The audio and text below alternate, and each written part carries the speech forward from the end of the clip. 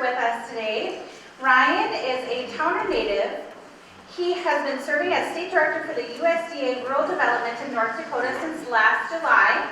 Ryan served in the North Dakota Senate from 2002 to 2012 and was the minority leader during his final 2 years in office. He is a fourth-generation rancher and a graduate of NDSU. He understands the needs of communities in rural North Dakota and has a passion to help these communities thrive. Ryan and his wife, Nikki, are raising 3 young children in Bismarck, and we look forward to hearing what Ryan has to share with us today. Please welcome Ryan.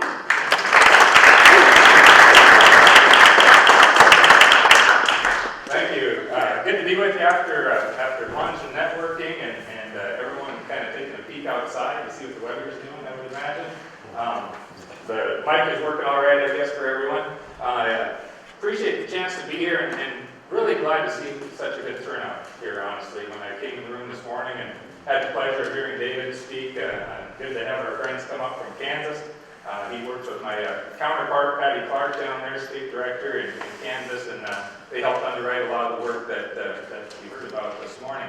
I think when we think about rural development and what you do as rural grocers, I want you to know that ever since I took this job and since I was aware of the work of rural development for many years, when Jasper was the head, when I was in the state senate and served a rural district, much like Howard and Don was here earlier, so good to see some of our legislators here. You know, when you serve a rural district and you pay attention to what goes on in that community, that it doesn't happen by itself.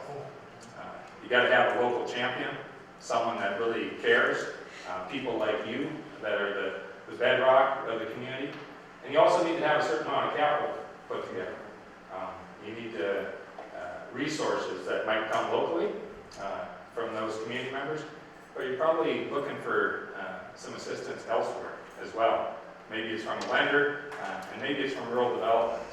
So I think the good news that I want to bring, and probably what David would share too, is that there's still a commitment to rural America in this country. And I know sometimes it doesn't always feel like that, right? But I know there's still a commitment because I get to be part of an agency that is still funded in a farm bill that our delegation supports and votes for, and senators and congressmen and women from across the country vote for. We know it's not always an easy fight, right? It takes some doing to pass the farm bill. And sometimes we don't always realize who all is in the farm bill, right?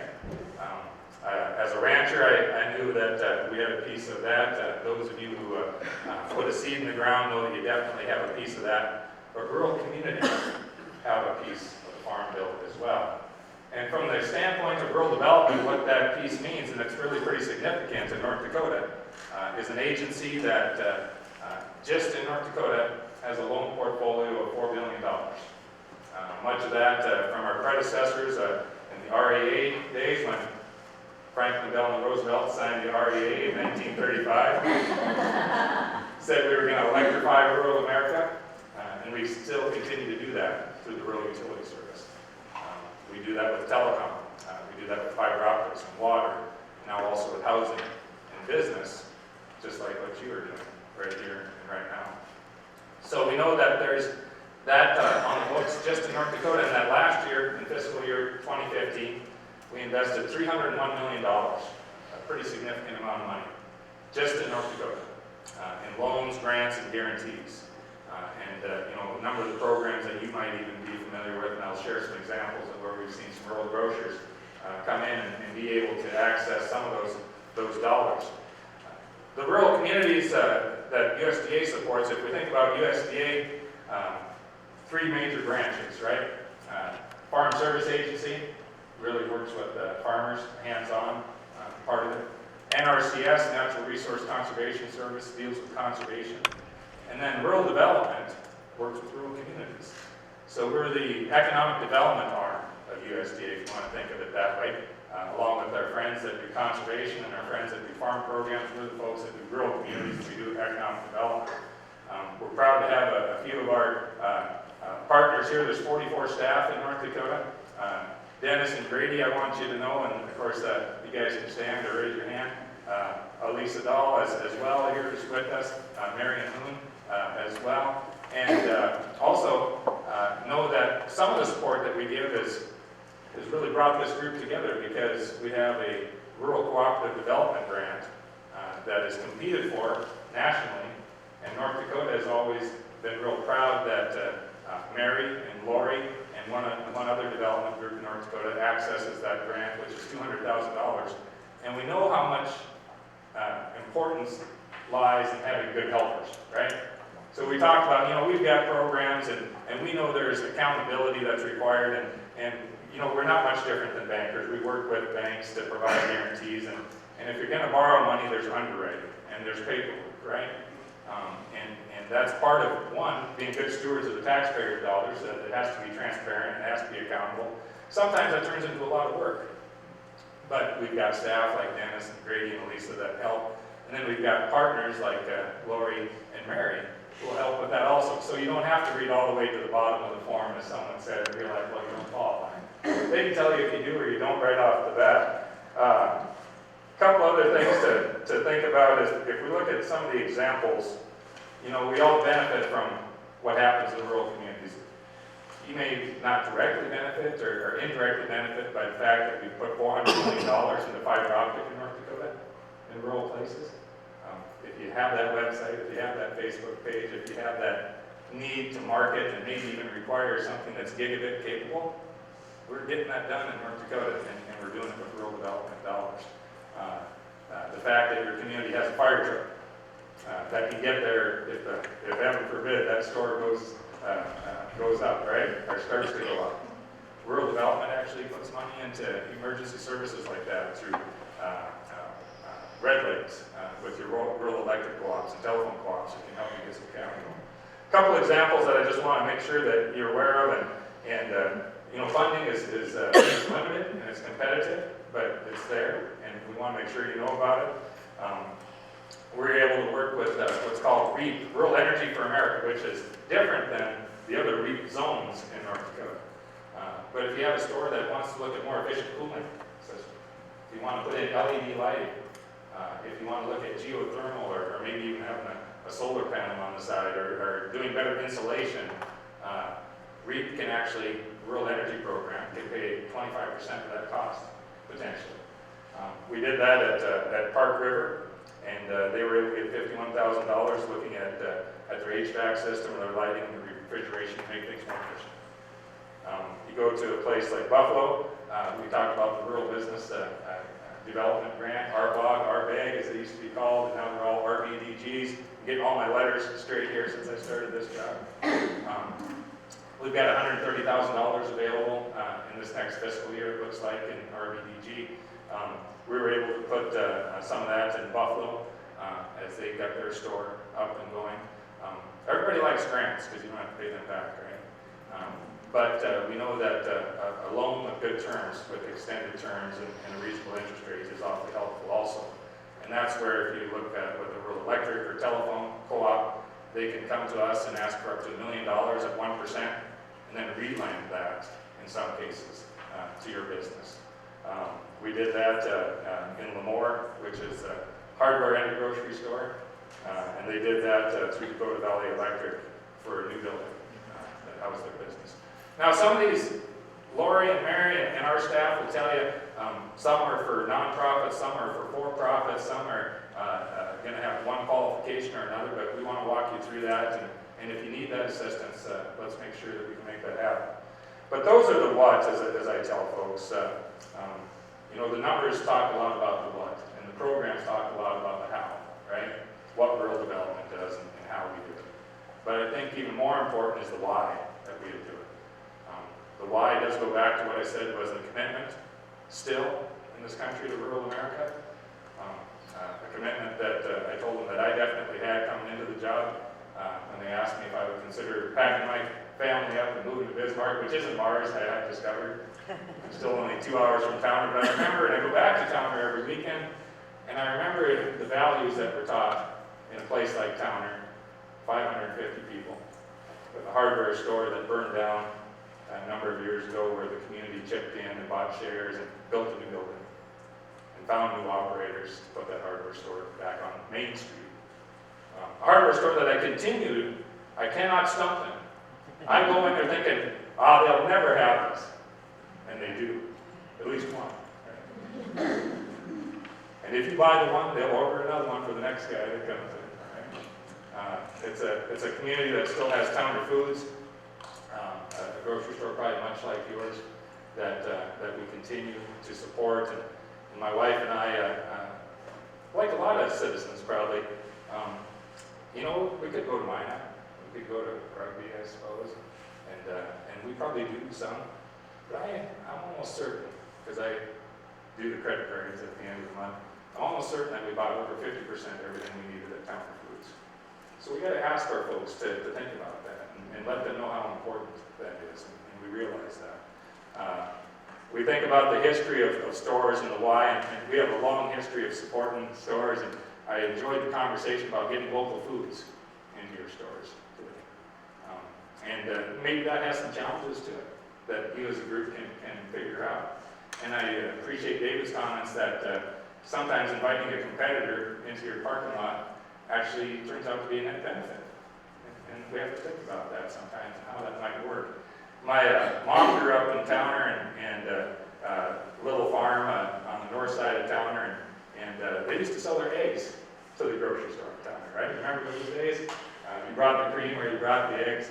And my mom's a full-blooded Norwegian, and she always told the story when she was a little girl, probably maybe 8, 9, 10 years old, and she was the one that actually took the eggs into the Fettig's grocery store in Towner. So this is the melting pot we call Towner, North Dakota, where the Fettigs and the Dawkins could do business. Whether you came from Odessa or Gudbrandsdal, right? And Mom was always a firecracker and maybe had a little bit of a smart aleck streak at an early age. And she brought the case, right? A gross of eggs, right? 12 times 12, 144 eggs in that wooden crate. And Mrs. Fettig didn't know who Mom was. She was just a girl that brought in this 144 eggs. And she asked Mom, she's kind of accusatorily, looked down her nose and said, "Are these eggs fresh?" she said, in that gruff Odessa voice that she had. And Mom, the smart aleck from Gudbrandsdal that she was, said, "Well, gosh," she said, "we only got that one hen, but she lays nearly every day." And Mr. Fettig came up from Dr. County and said, no, you don't have to worry about her. That's Sievert and Clara's girl, and their eggs are always good. And that's how they sold local foods, right? We know that those are stories that are important to us about how we can sometimes be better together, right? We talk about the social engagement as one of your points of why these stores are important as a place to gather and be in community. And I always remember Saturday night, as you know, was the big night in a lot of towns. And Dad remembered everyone would go to town on Saturday night, and this was the same store that is now Towner Foods. And he would see Morris, who would come, and Morris was a friend of his that liked to, be a very generous guy. And Bud, my dad, he would take him inside the store on Saturday night, and he would buy a carton of ice cream, the same kind of box we got today, which is 2 quarts, right? A 2-quart box of ice cream.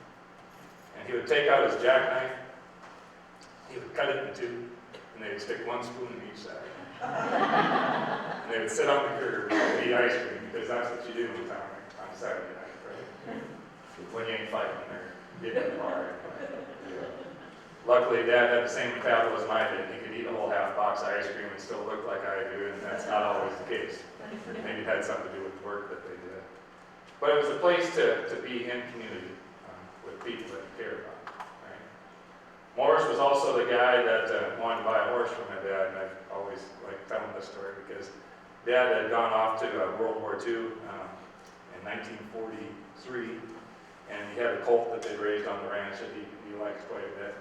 And he had to go off and spend 3 years in the South Pacific, began in the Philippines, ended up with the occupation of Japan. And when he got home, that horse had grown up quite a bit. still wasn't broke, of course, because Dad had been gone. But he got that big stud horse, he got him cut, and he got him broke. He was about 6 years old, pretty big old raw bone horse to try and break. But he got the job done, and Morris knew Dad had this horse, and he came over to Dad's place, and he said, "Bud," he said, "I'd like to have that horse." And he says, "How much will you want for it?" And Dad thought about it and said, "Oh, maybe $75, he said, which was a pretty good sum of money in those days for a horse. And Morris, like I said, he was a generous guy, but he was a guy that had done pretty well in life. And he dug into his shirt pocket, and he pulled out a check, and it was a check for $1,200 written to Morris. And he said, "Bud, can you cash this?" And Dad said, "Hell, Morris, if I could cash that check, I wouldn't be selling the horse." Which had never dawned on him, I wouldn't think. And he made Morris go home, and Morris went back and brought a 50, a 20, and a 5 and bought that horse. But I think about that story in a lot of ways, and maybe there's a parallel. You know, Morris, why would you offer a guy selling a $75 horse a $1,200 check? And maybe some of the people that we do distribution with, how can we come into a little store and know that that $1,200 check is a lot like a case order sometimes, or a $12,000 weekly order, or a $25,000 weekly order. So let's find ways that we can do things that are appropriate for the stores that you own. You do that in this group. How do we find things that maintain both the economic pillar of that community, the place that can help market, and really keep rural America healthy? That's really what you can do. And the numbers prove that out. And what is that value to our state to have that healthy population that you can help make healthy? And also, part of health is up here. It's not just what we put in our stomach, but what we have in our head is a result of two guys sitting on a curb, eating a quart of ice cream together, and visiting about the weather and the community and the things that were important to them. So I just want to leave you with this. One, thank you for taking part in a snowy day, to be here, to be together. Because believe it or not, won't let anyone tell you otherwise, rural America still matters. Rural North Dakota still matters. And people like myself and the 44 folks at our shop are committed to that. And we still have that commitment in a farm bill that says we're going to invest $300 million in this state every year. We're going to make sure that capital is available to do the things that increase economic opportunity, improve the quality of life, and let two cowboys sit down and eat a quart of ice cream in town on Saturday night. So thank you for everything you do. I appreciate it.